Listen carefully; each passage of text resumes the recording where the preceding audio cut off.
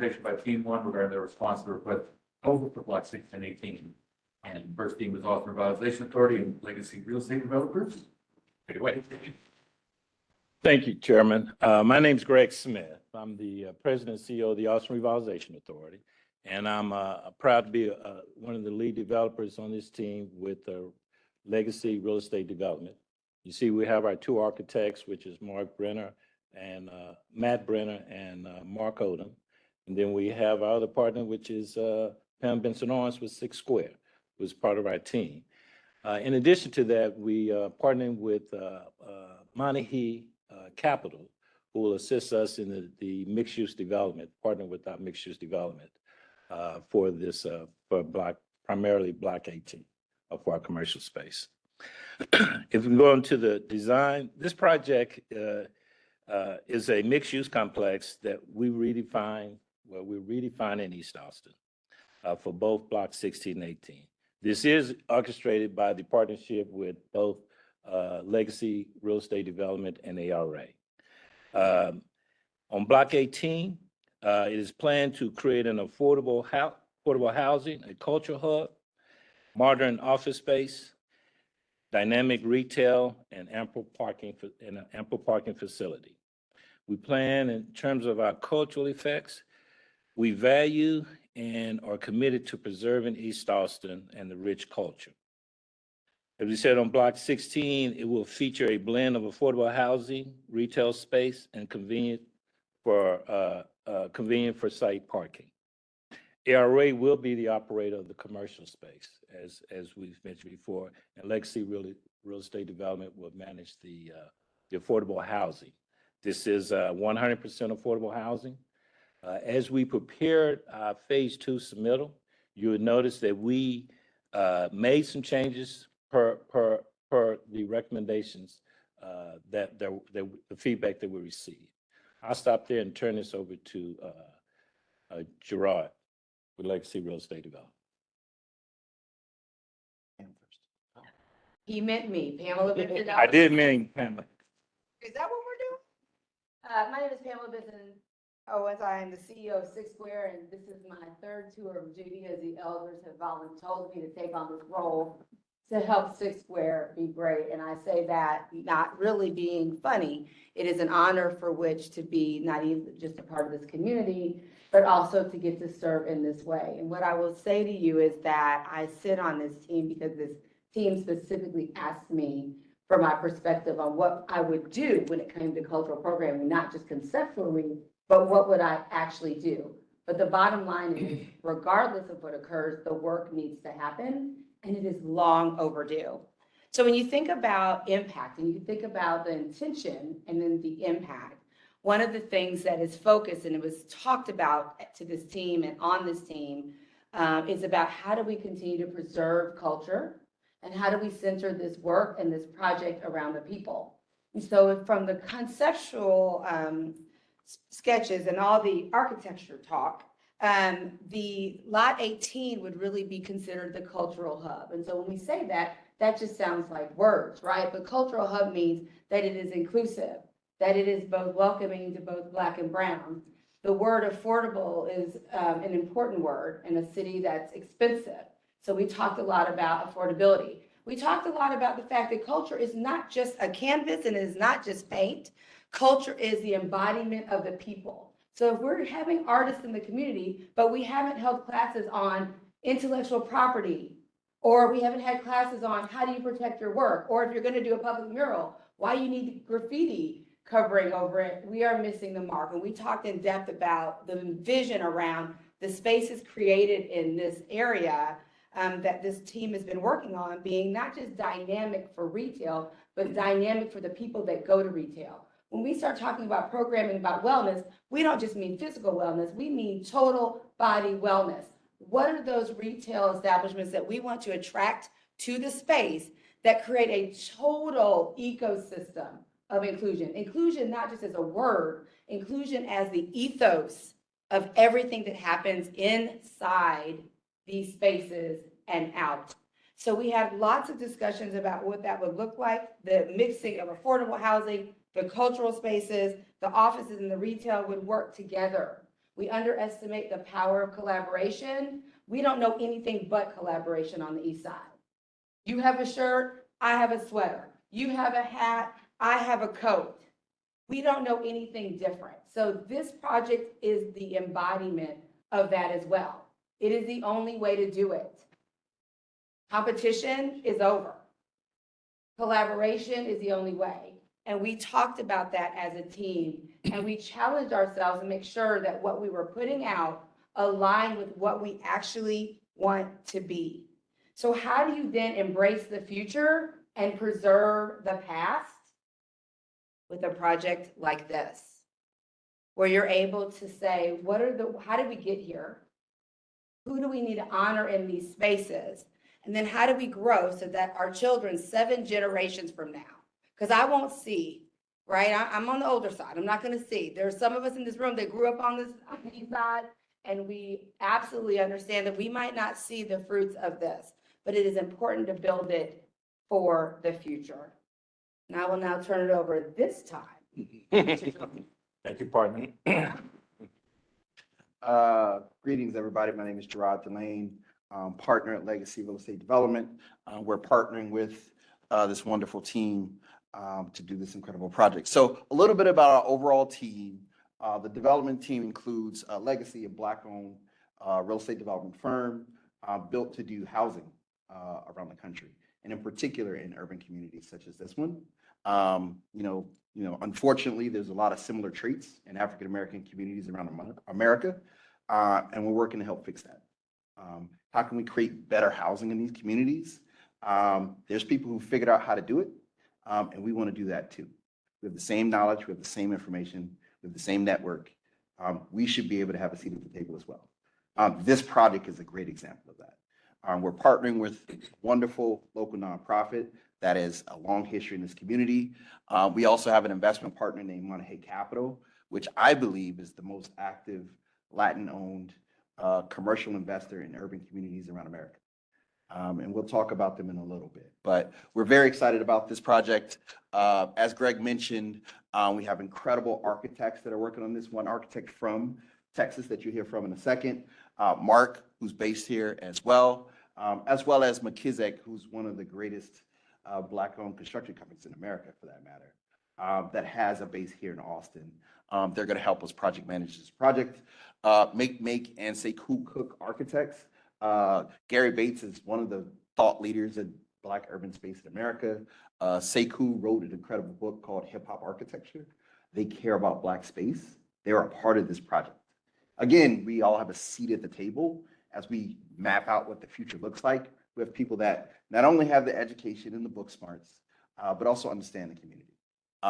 So we're really excited about the project. We have a full presentation that'll speak in deeper detail about this. But as you can see in the images here, our team has a vast experience of different types of projects, from urban settings to public art space to commercial space, all of the above.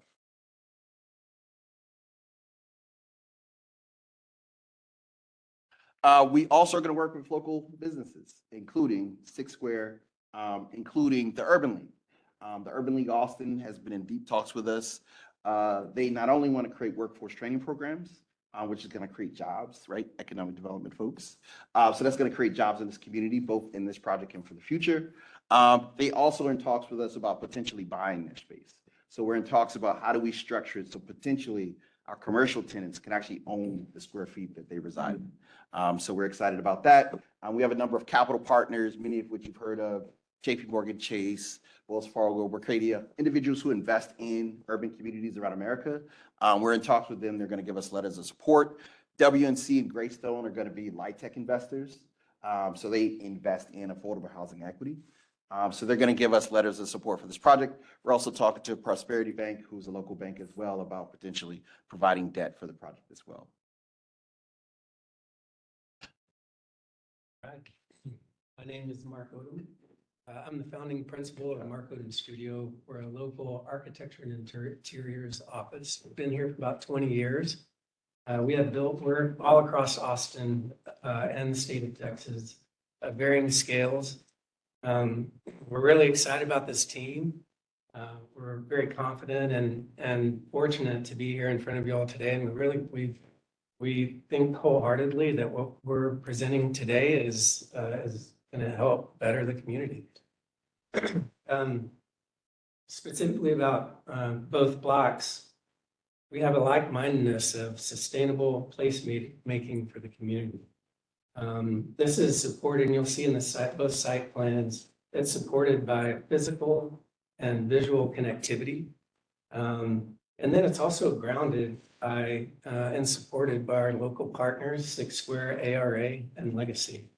They'll help with all the open spaces that we have presented that you'll see. They'll help placemake and they'll help find local bodies and programming and everything just to really activate the space. And I think that's really what is prominent here. On block 16, we're the primary driver for affordable housing. Everything is 100% affordable. We have about 123 units, all again 100% affordable. We have a mix of units from anywhere from studio all the way up to 4 beds. So it's primarily the ratio is primarily a multi-room complex. Again, this is providing sustainable and affordable housing for the entire community, not just a certain section of the community. We have parking below grade 2 levels to support the residences. Additionally, we have at the ground plane, as you can see on the site plan, we have our units on Juniper Street, which respects the scale. Off East 11th, we've got local food vendors that we're calling a little food hall that will help support and activate the promenade interior. And we have an art gallery that opens up into the African American Cultural Center, and that'll have a covered porch and that'll have a shared yard and program activity that could be really wonderful for both partners. And then additionally, we have a food retail at Retail 2 on the east side of the lot, and that could help again support a small market and the activation of this streetscape. With that, I'll pass it over to Matt on block 18. Great, thank you, Mark. My name is Matthew Bremer, and as Gerard mentioned, I am a Texan, although I hail most recently from New York City, where I founded and direct a firm called Architecture Information, which is fundamentally focused on mission-driven work, specifically affordable housing and community-based design. But it's very meaningful for me to come back here to my roots, born and raised Texan, working on this and another development project. So nothing is more meaningful to me than coming back to these roots and doing what is right for those within Austin who need and deserve it most. I'll start out by talking a little bit about Block 18, which is really the heart and soul of the 2-block project. It is because of all of the institutional, performing art, cultural spaces, and the public essence, we really see this as a new center. We've quite literally gone back to the drawing board. We listened, we heard you. This may look pretty clean and done, but let me tell you it ain't. I have a very strong rule in my office: only draw as much in the morning as you can erase in the afternoon. And we're really in the midst of working up smoke, changing this quite a lot. And it's not just going to be for the next 2 weeks until we turn in our next phase. That's only just the start. This is really community-based design where until we can really get our hands dirty, working with you, the community, we are not exactly throwing spaghetti at the wall, but it really gets real when we get to work with you. A few changes that have happened, or one fundamental thing that I think is very important to mention on block 18 is the inclusion of the ARA space owned on the southeast corner that is currently houses all the food trucks. That's going to buy us a lot of extra affordable housing on the 2 blocks. And that gives us the opportunity to work with those vendors on what we see as critical food-based, community responsive design. You'll see a few more renderings forthcoming. Stepping down the 4-story block on Juniper, really responding in a contemporary way to the 2-story bungalows that are original across the street. Things are wonderfully messy right now, and we look forward to really figuring out how to make this work for the community sustainably. Thank you. All right, so we have about 2.5 minutes left, so I'll try to move a little faster. So our development team, again, ARA, which I think pretty much everybody in this room knows, nonprofit organization based in this community for decades now, led by a wonderful gentleman who's worked for the city for a number of years, as well as led this organization for a number of years. He cares about this community. This is very important to him, and this is very important to us. Legacy, a Black-owned real estate firm led by Donahue Peoples III, son of Donahue Peoples II, which may be the largest Black developer in America. We want to do this. We want to invest in Black and brown communities. And this extension specifically is focused on housing. Monterey Capital, again, they're investing in urban communities, specifically on the commercial side of things, right? Many of us Black developers work in affordable housing. Jeff Monterey actually focuses specifically on commercial spaces. So this picture you see on the right here is Hip Hop Museum in the Bronx. He has equity in that. There's a big community project in Inglewood. He just closed on a deal in Maryland where they're creating retail space in an urban community. And he helped fund a Black developer invest in Baltimore, Maryland. We're trying to do the same thing here, to bring our resources to help improve communities. So we're all very thrilled about this. Donahue and Jeff are good friends of mine. We talk almost every day. This is passionate to us, right? This isn't just a job. We care about the outcome of these communities very much. And we look forward to talking to you all further about this project. I'll try to move a little faster. I know you guys probably can't see this from the back, and I apologize. These folks have printouts, but we're proposing low-income housing tax credits financing. There's taxes and funds. There's tax credits. There's a little bit of subsidy in there as well. I know this is hard to read from the back, but I'm sure they're going to share this information publicly. I'll try to move a little faster. Block 18. Again, there's less units, but it's going to be low-income housing tax credits as well. New market tax credits specifically finances commercial space. So we have a lot of office. We have a lot of retail, and we have a lot of cultural art space. New market tax credits basically help subsidize commercial space. So we are working on that. Again, we do it in other places. We look forward to doing that here. I know I got like 1 minute left. Project execution, we have a very talented team, as you can see, who have the technical skills, who have the historical context. We bring all of that to the table to successfully do this project. You'll see our timeline here. If we get awarded this summer, we look forward to kicking things off next year to get construction started by the end of next year. We are laser focused on making that happen. And we look forward to hearing and having input from you all. Made it within 20 minutes. Thank you, everybody. Any questions? I don't know. I have plenty. I'll open up the commission.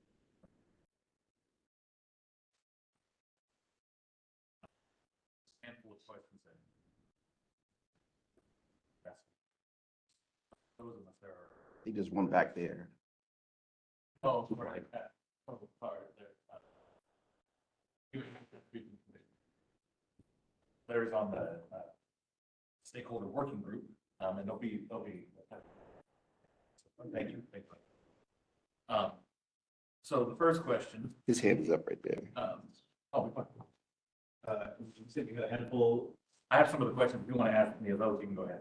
Or you can ask him. I don't recall some of those, that we could maybe talk through the affordability a little bit more. Yes. In more detail. Fair enough. Particularly if you build the buckets, but the income statement. So the Texas QAP, states that the low-income housing tax credit units must be up to 50% of AMI. So the residential units are 50 and below. We'll probably have up to 10% of those as the CFC units, continuation of care. So some of those will have voucher rents as well. So some that are formerly homeless individuals will be able to have housing as well. And we'll work with some local nonprofits to help us come up with programming to support individuals. So of the total number of residential units, what would be, they're all at 50? Yes, of AMI. Yes, 100% affordable. Fair follow-up question too. Can you give us an idea? One question I know we had as well, the makeup for ones. Yes. The number of one bedrooms versus two, any three bedroom, kind of talking about that framework. And will any of the affordable housing be made available for ownership or strictly representation? Excellent question, both. First question, the unit mix. So Texas specifically prescribes no more than 30% of the units can be studios and ones. And their preference to get maximum points is 30% of the units are 3 beds and 4 beds. And basically the remainder are 2 bedrooms, basically. And both of our architects mix lands right about there to meet that threshold. So we can get maximum points to get our tax credits, as well as, there was a request to add more 3 beds and 4 beds on campus. So we saw both of those with this update. So our unit count went down a little bit because now we have more 3 beds and 4 beds, but still roughly the same rentable net square feet. Our original submission, we had home ownership and rentals. In this update, there was a request that we not build on the lot behind the African American Museum, which our idea was that we were going to have home ownership units in that area. If you want to speak. Yes, to that. yeah, we had planned on those 2 lots directly behind the Heritage Facility, is purchasing those and creating a community land trust and selling those as home ownership. In the RFP for phase 2, it specifically said those properties must be developed in concert with the Heritage Facility or supporting it. And our plan was to do a community land trust for homeownership housing. So we backed that out and stuck with the. Right. And if I can add one other piece about you saying the makeup, the makeup of the units, one of the requirements was to increase the multi-beds, 3 and 4 bedrooms.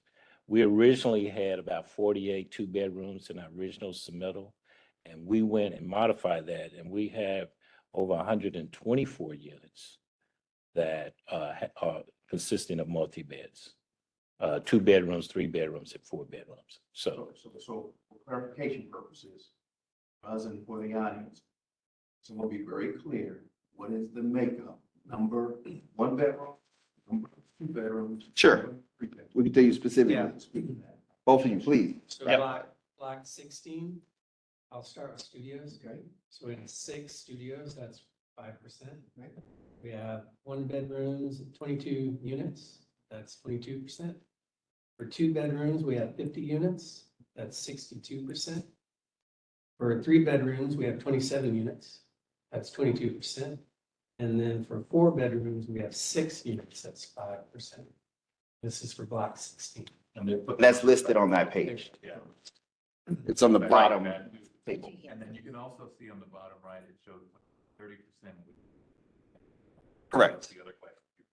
Exactly. So on both blocks, he can run through it for you if you want, but it's also on there as well. Well, that's fine. Staff, I do want to come back to the proposal about the property behind it here.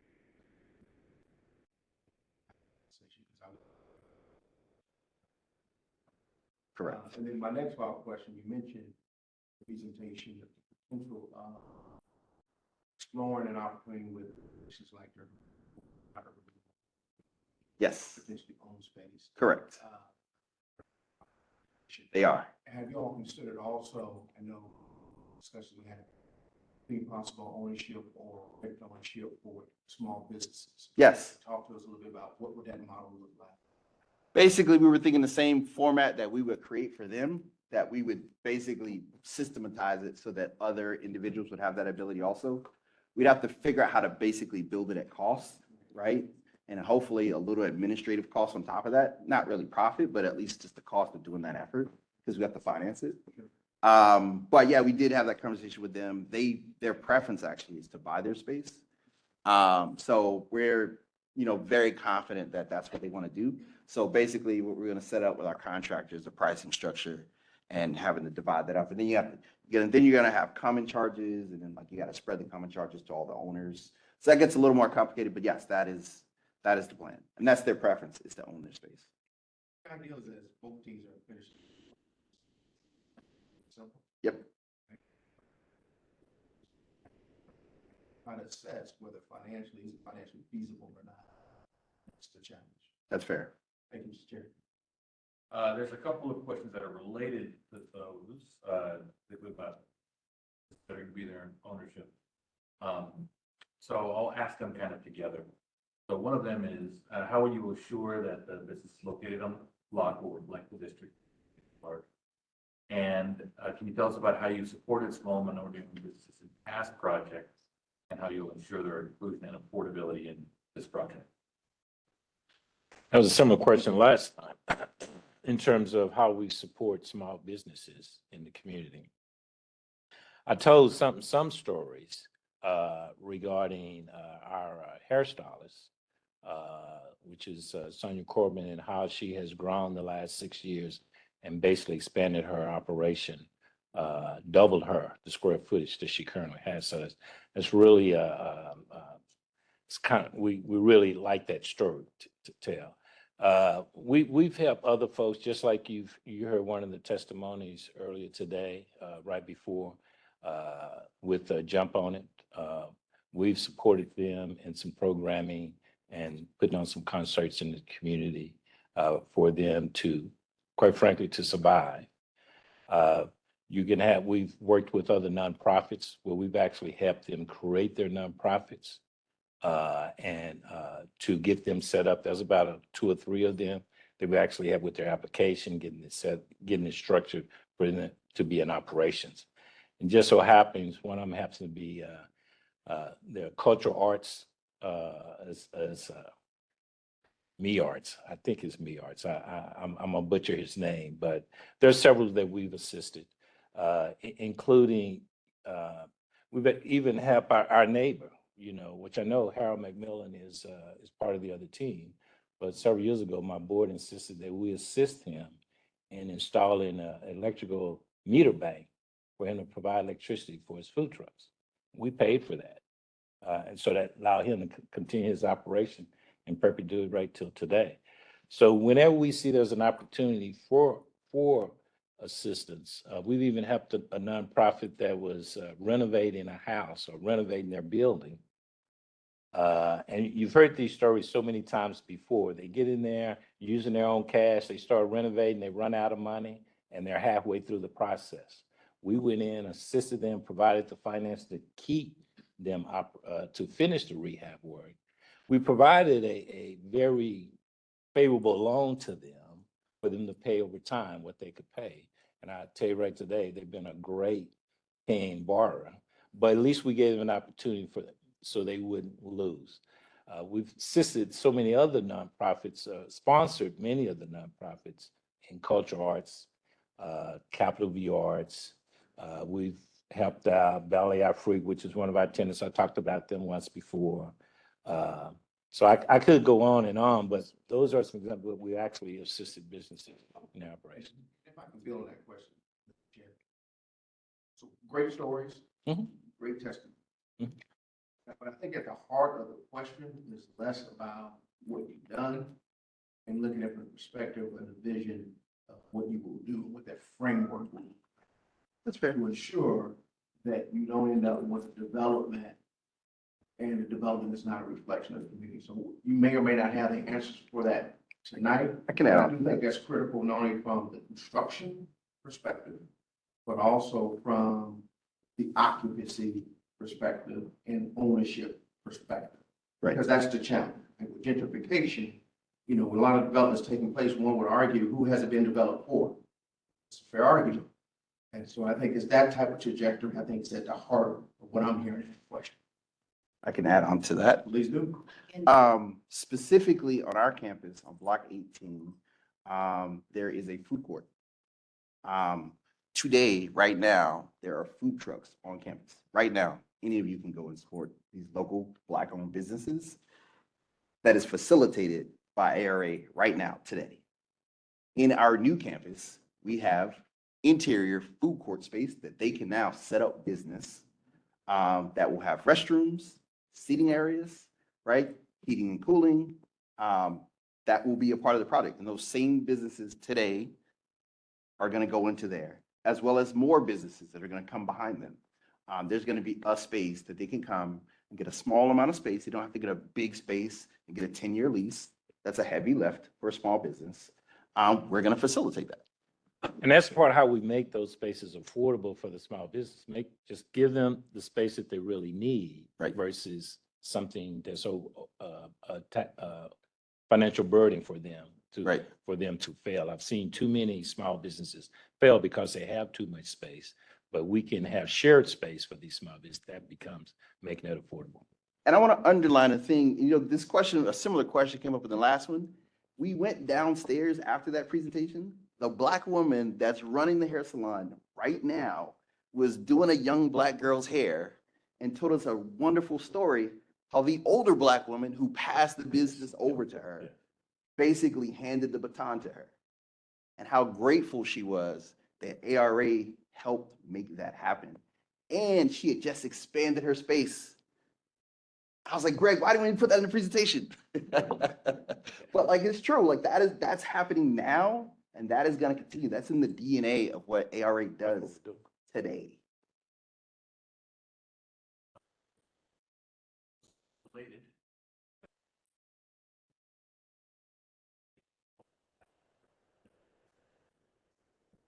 Yes. And talk a lot about heritage.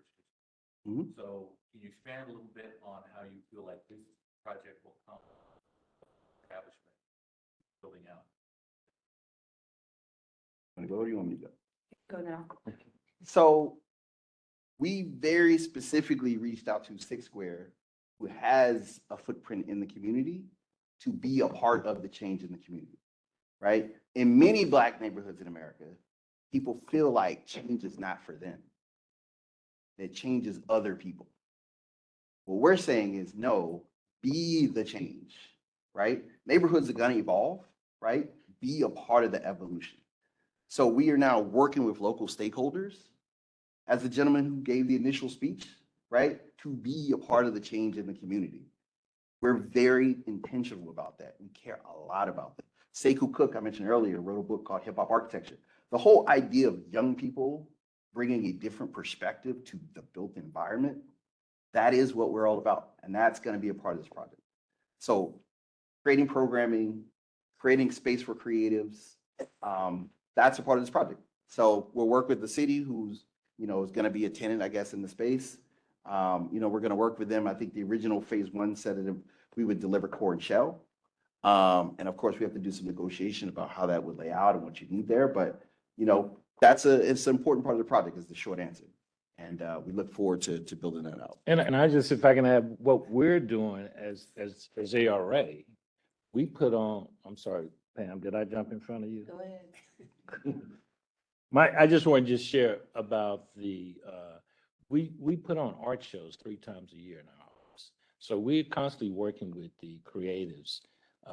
We have our curator, which is Badi Man, Brian Joseph, who works with the charter schools or the grade schools. And now we're working with some of the adults that put up paintings in our office every 4 to 5 months. So that's how we continue.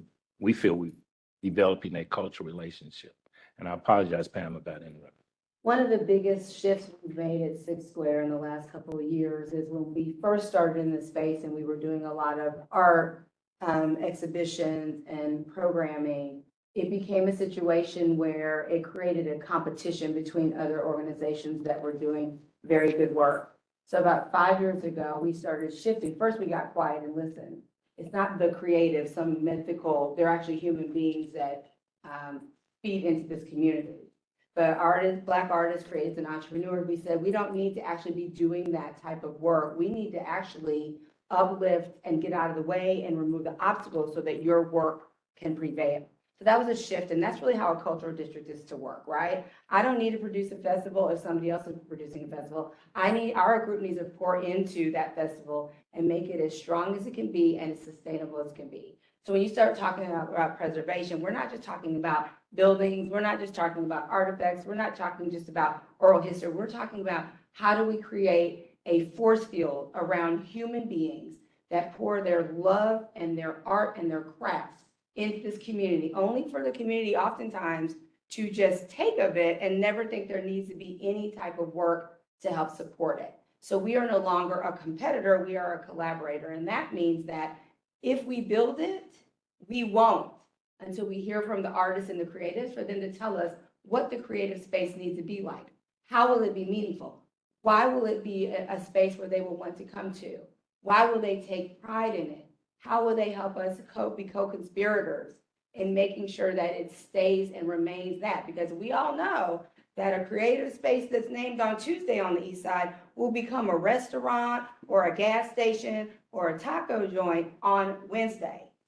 And I'm not having it. So that space will remain because we are going to center the voices of the people that deserve the space in that space. Any other questions? We have about. His hand's up over there. Yeah. Oh, go ahead. Okay. You know, we mentioned when we were talking about the affordability sort of makeup, that originally you had proposed more two-bedroom units, and with feedback that amended that to more, higher numbers, but, you know. however Threes you and fours. listed that, More right? threes and fours than we had originally. Yeah. It seems like initially, I mean, well, the initial proposal seems to indicate that that would have been a preference. Do you have thoughts on market viability? In as much as, if you had your preference, basically, Right.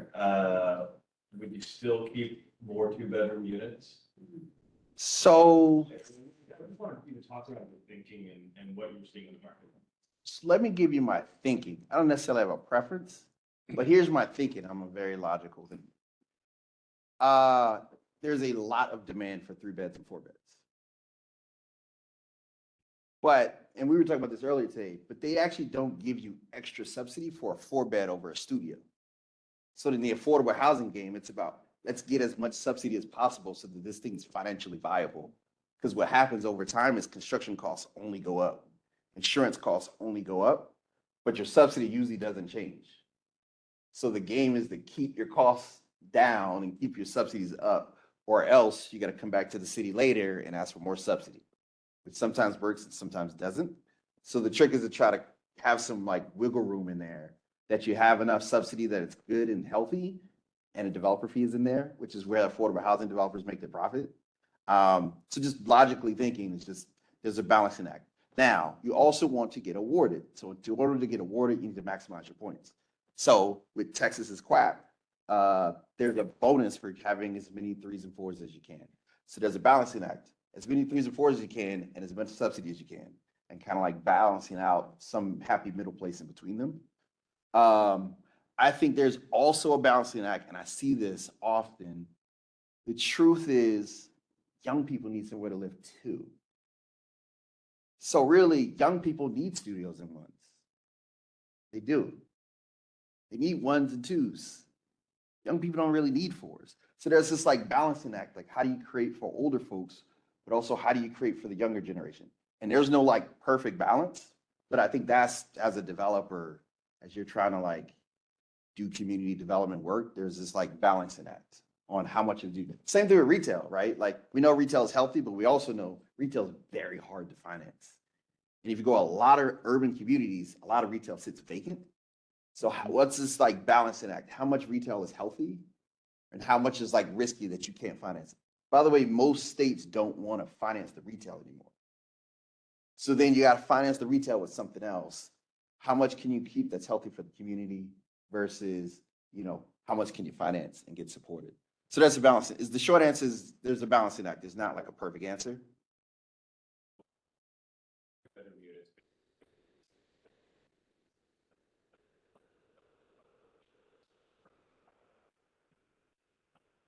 You had to walk out on the seesaw a little bit. Yeah. Another soft spot or another good. And the health of the community. Yeah, no doubt. There's no worry about it. Also, seniors need the studios and ones. That's the other thing. Right. A lot of older folks, right? Baby boomers are retiring. Many of them now with fixed incomes, especially in urban communities. So like there's a balance act because they don't need 4 beds either. So there's this like balancing act of reaching that right spot.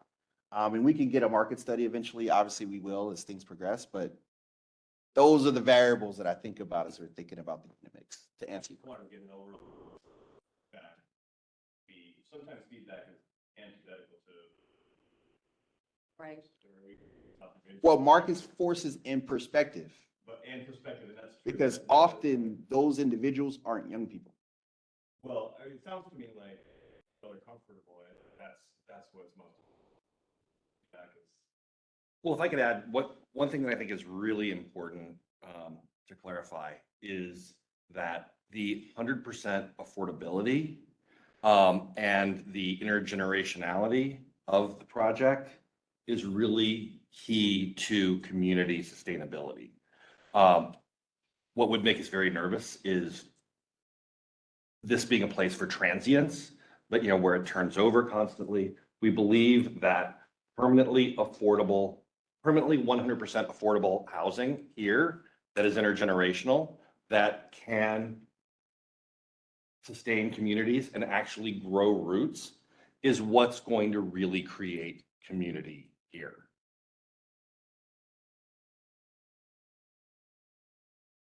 3 minutes. All right. Well, then I'm going to combine a couple more questions into one. I have Brian to answer. Talk a little bit about how you reconcile community advantages with financial viability and of the project overall. And we didn't really go much into the stack and all the funding sources, but tell us a little bit about what happens if you can't get all of the funding sources. Yes. So Light Tech is a as of right program, especially the 4%. 9% is competitive. Although you do get bonus points and or preference when you're transacting on publicly owned land, which this is that. So we feel very confident going to the state with our ground lease in hand, saying, hey, we're going to build housing here, and we need subsidy to do this. So we feel very confident in that. New market tax credits is basically built for stuff like this, like doing something that the market forces can't pay by itself in communities that are underinvested. And this would be that. So we have a stacked team that does this all the time, from WNC, Regions Bank, Goldman Sachs, JP Morgan. They do this all the time. This is the type of project, and we'll have letters of support from some of these organizations going into our submission to show that they look at the financial viability. As we all know, Austin's been a very popular city. There's been a lot of investment here, so people are paying attention. But this angle of the affordable housing angle really perks people's eyes up, like, oh, it's a popular place and this demand is underserved. There's a margin of safety because our lease up risk is basically zero on the housing side. So we're not worried about that not getting financed. It does require subsidy. So let me just be clear. Like, if you want to build affordable housing, you need land at a reduced costs, you need subsidy, or you need tax abatement, or you need all the above. So I just want to be clear. Affordable housing was the #1 goal on your list of goals, and we need those things to do that. And we'll work very hard to do that, but we're going to need, this is a public-private project. So we're going to need you guys to work with us to do that.